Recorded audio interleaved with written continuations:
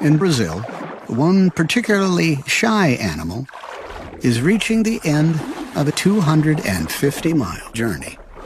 Almost 3 feet long, she is a giant river turtle. And she's not alone.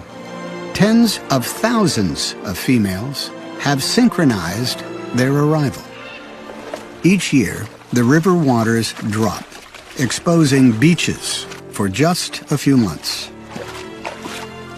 And all these females have come here to lay their eggs, to isolate it, and vultures will make a meal of them. There is a lot at stake. She has to dig 2 feet down, where the humidity and the temperature are just right.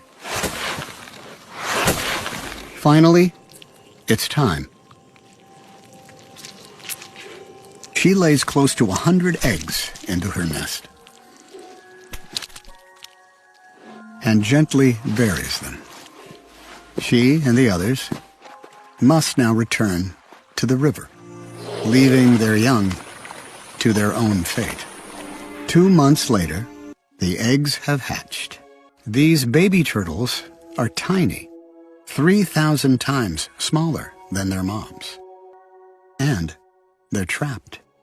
The sand above them has baked hard. There is only one thing that can free them.